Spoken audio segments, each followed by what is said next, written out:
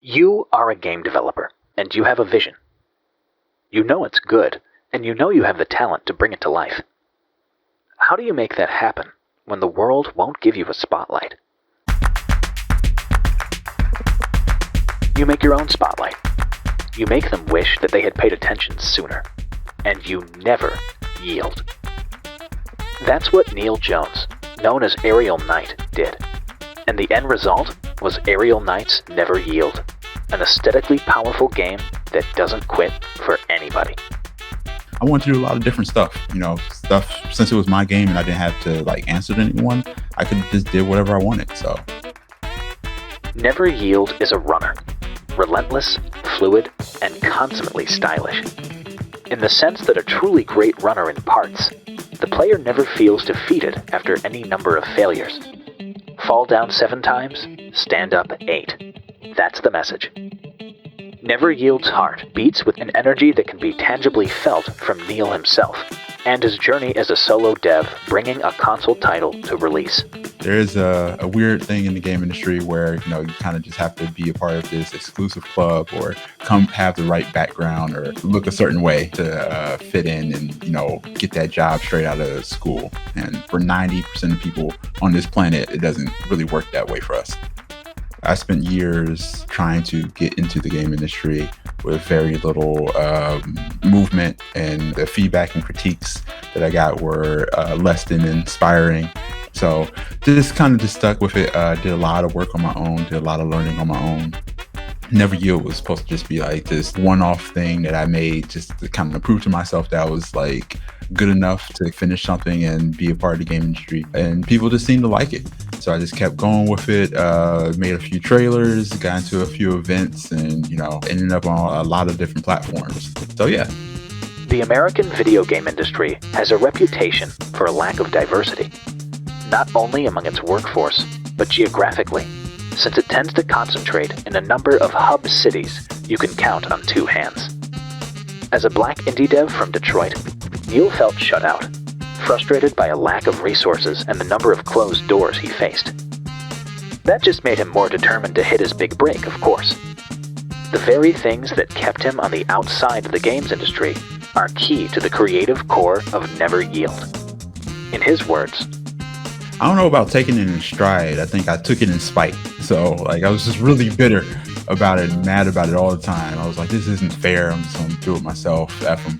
And kind of just made my own way, made my own opportunities. And that's just kind of what you got to do. Be it you being on the wrong side of the country, or not living in the right place, or not looking the right way, or not meeting that stereotypical look of a game developer, and having that traditional background. There's always a way. Never Yield is set in a sci-fi future vision of Detroit, Neil's city. Crafted with the intimate knowledge of his hometown, it has a sense of realness and interconnected completeness with detail and heart that's hard to find in video game worlds. Yeah, Detroit's a cool place, man. It gets a really bad rep for no reason. Everybody who comes up here really enjoys it. As long as you come up here during the summertime. The winter up here sucks. I brought it into the game just because I think when you make what it comes out better. And I've lived a few places and been around the country and a lot of interesting places, but I don't know them super well. I know Detroit. I know what the freeways look like and where there's a bunch of trees and where there's not. And in the game, you start off in outside Detroit in Farmington Hills, and you kind of run through a lot of trees and forests. And that's kind of how Detroit is. You kind of run into downtown, and the closer you get to the end of the game, the closer you get to downtown, and it's just all city after a while. So I just kind of wanted to represent that a little bit. Detroit doesn't get a lot of love in video games, so I figured that would be different. That makes it the perfect setting for a playable action movie that never slows down. According to Neil, this was the vibe he wanted to deliver from the outset, and the mechanics and design of the game formed around it. The vibe definitely came first. There was always this really chill, Cowboy Bebop type of vibe that the game always was meant to have. I tried to just keep that. The interesting thing about a runner is that without running, those games are very long. It's the Sonic the Hedgehog problem, where you create all this beautiful art and you run past it in a second. So like the game's length was based off of how quickly the character could run. So there was like a lot of adjustments done towards that, where I wanted the game to be a little bit longer, so I had to slow down the character a little bit. But giving the player the option to feel really fast. So it's a lot of balancing that comes along with that. But I think it came out pretty well.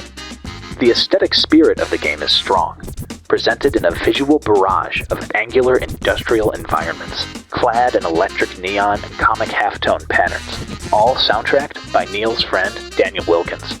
This complete vision for the game all sprang from what Neil calls his natural art style. Yeah, it was fun, man. Like, I just wanted to have fun making stuff. Like, that's my natural art style, so I can do it the fastest. For people who don't know, natural art style is just like when you just create art, it's just the thing that you automatically do without thinking or trying to kind of do. So if I wanted to make a building, I could just do it. I didn't have to get approvals from anybody. I didn't have to ask permission for or anything like that. And the art and the music is my favorite parts of the game. It's the thing that I cared about the most. And I feel like it's the thing I'm best at. So I think it came out really well. I got to work with my friend Dan, who I knew since we were like kids. And, he's always been an amazing music creator and producer. And like just being able to work with him was like super cool. And we just went back and forth and just had a good time. And, it was just fun. I mean, I'm glad people enjoy it. If people didn't enjoy it, I wouldn't even care. I'd be like, hey, I got to do the thing that I love doing the most.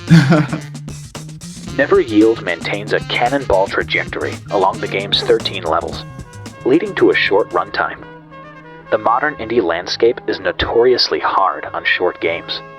The time-based refund policies of platforms like Steam have created a false equivalency between gameplay hours and dollar value, and certain storefronts have even started experimenting with paying devs per hour of play logged on their games.